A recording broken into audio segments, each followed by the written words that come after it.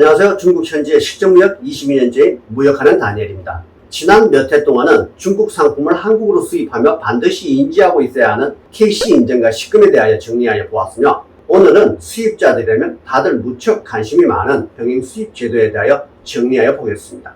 병행 수입은 해외의 브랜드 제품으로 상표권자에 의해 적법하게 생산, 유통된 상품을 국내의 상표권자 또는 건립권자의 허락 없이 판매의 목적으로 공식 채널이 아닌 다른 유통정도를 통하여 수입하는 것을 말합니다.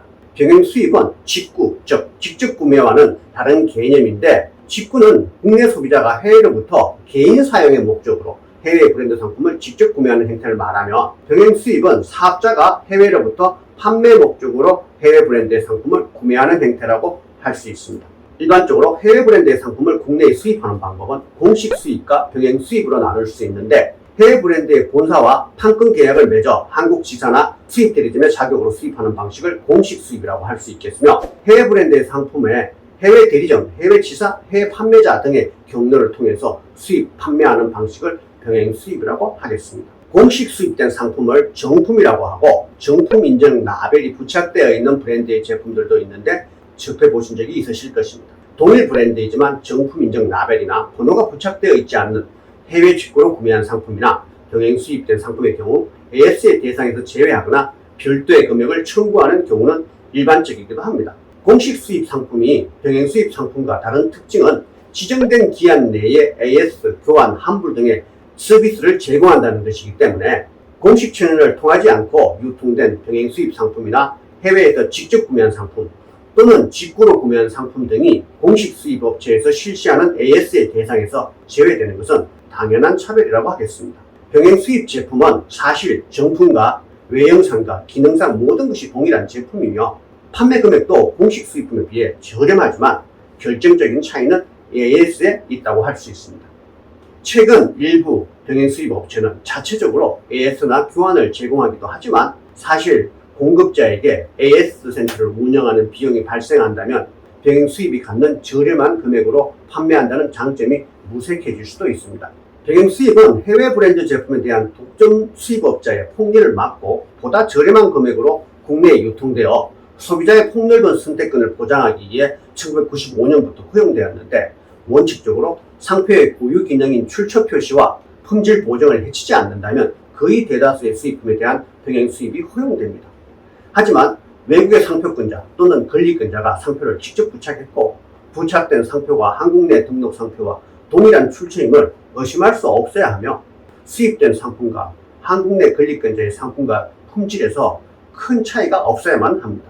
법적으로 병행 수입의 대상은 거의 대다수의 수입품으로 하지만, 병행 수입에 있어 각별히 주의해야 할 민감한 부분들도 있으며, 이것을 간과하면 법적으로도 경제적으로도 큰 데미지를 입는 경우가 발생할 수 있습니다. 첫째, 병행 수입하는 제품이 가짜이거나 모방품, 즉 짝퉁이 아니어야 하며, 수입하는 상품이 진정 상품임을 증명하는 것은 병행 수입 판매 사업의 승패를 가늠한다고 하겠습니다. 이 증명에 성공한다면 수익성이 보장될 것이고, 실패한다면 막대한 손실을 피해갈 수 없게 될 것이니 승패의 가늠이라고 표현해도 가장된 것이 아니겠습니까? 상품을 소싱하는 과정에서 공급업체의 해당 브랜드 라이센싱 계약 여부를 확인해야 하며, 사본을 받아서 보관하는 것은 필수적인 과정이어야 합니다. 병행 수입자는 수입뿐만 아니라 유통 과정에서도 경쟁자나 구매자로부터 정품 입증을 수시로 요구받게 될 것이고, 이에 대비하여 병행 상품의 출처에 대한 일련의 자료와 PI, CI 등의 해외 유통업체와의 거래 내역서 등을 확보하여 상비하고 있어야 할 것입니다. 둘째, 병행 수입에 있어 상표권 문제도 민감한 부분입니다. 병행 수입자가 판매를 위해 해당 브랜드의 상표를 사용하는 것은 당연하지만, 그 브랜드와 연관된 다른 상표나 로고 등을 확인 없이 사용한다면 상표권 침해에 해당될 수 있습니다. 예를 들면 땡땡땡 브랜드의 공식 수입사가 땡땡땡 브랜드와 관련된 유사한 형태의 회사 로고나 회사명을 만들어 사용할 수 있는데, 병행 수입자가 확인 없이 공식 수입사의 로고나 사명을 사용하거나 인용한다면 이것은 상표권 침해에 해당됩니다. 즉, 병행 수입자에게는 수입한 해당 상품의 브랜드 외에 관련 상표나 로고를 사용할 자격이 없다는 것입니다. 좀 더 풀어서 말씀드리면, 병행 수입자가 수입한 상품의 브랜드를 상품 판매와 직접 연관이 있는 홍보물, 포장지, 쇼핑백 등에 이용하는 것은 상표권 침해로 볼 수 없지만, 해당 브랜드의 본사와 계약된 공식 수입사가 아니면서도 사업장의 간판, 명함, 현수막 등의 그 브랜드를 사용해서 소비자로 하여금 병행 수입업자가 마치 공식 수입업자로 오인하게 하는 행위는 법규에 위반됩니다. 셋째, 수입상품 대다수에 허용되는 병행 수입이지만 병행 수입 금지의 품목도 있습니다. 기본적으로 세간의 병행 수입 금지 품목으로 지정된 상품들이 해당됩니다.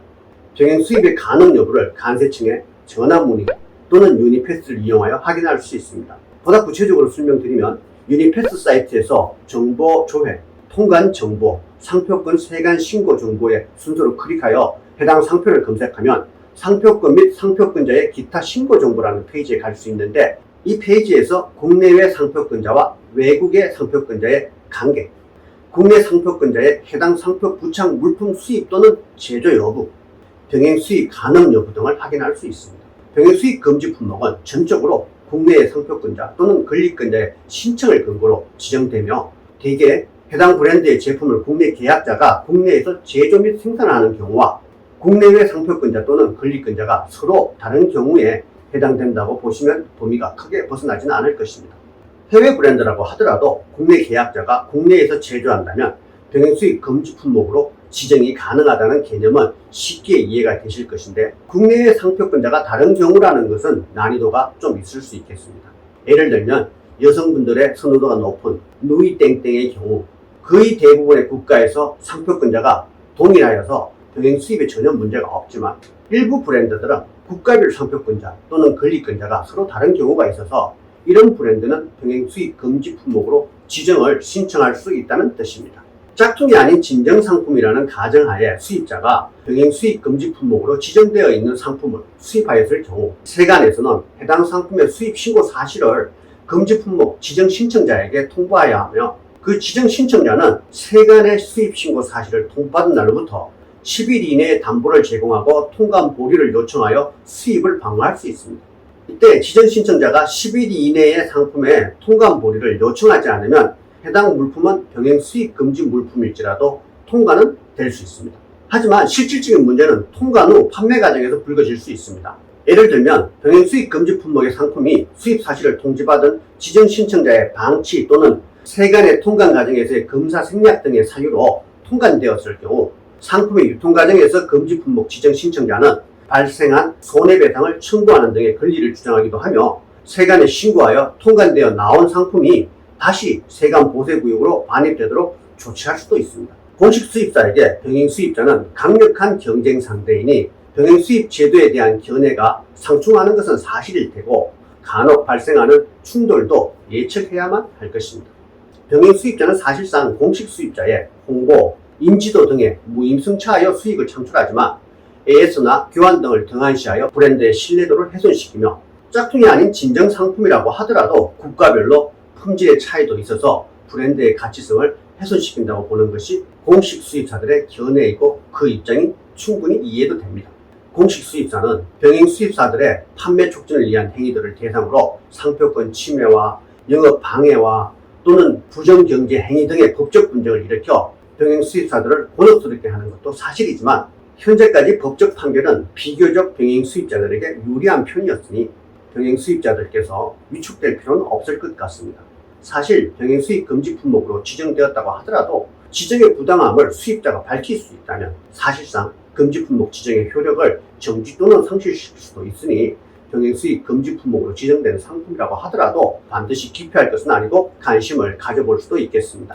병행 수입 제도는 정부가 국민에게 보다 저렴하고 폭넓은 해외 브랜드 상품을 구매할 수 있는 권리를 제공하고자 거의 대다수 수입품에 허용되고 있습니다.